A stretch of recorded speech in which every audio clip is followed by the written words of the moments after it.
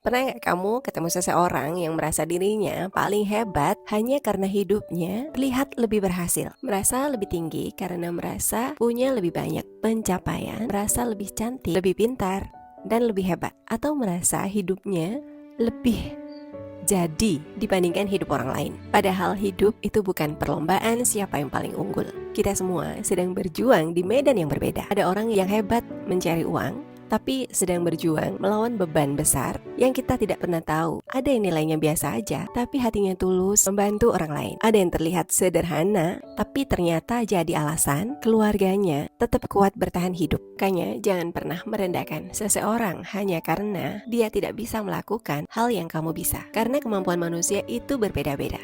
Hanya karena kamu pandai berbicara, bukan berarti kamu lebih baik dari orang yang pandai mendengarkan. Hanya karena kamu terlihat kuat secara finansial, bukan berarti kamu lebih hebat dari orang yang kuat menahan sakit dan tetap bertahan hidup.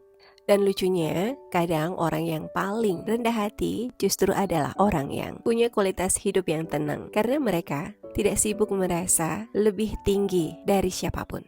Dan di dunia yang penuh kompetisi ini, kadang hal yang paling langka bukanlah kepintaran, tapi kebaikan hati. Padahal baik itu gratis. Menghargai orang itu gratis. Tidak meremehkan orang itu gratis. Bicara lembut itu gratis. Membuat orang merasa dihargai itu gratis. Tapi dampaknya bisa sangat besar. Kamu tidak pernah tahu. Mungkin satu kebaikan kecil dari kamu adalah alasan seseorang tetap kuat menjalani hidup. Jadi daripada sibuk merasa lebih baik dari orang lain, lebih baik kalau kita belajar jadi manusia yang membuat orang lain merasa berharga saat berada di dekat kita.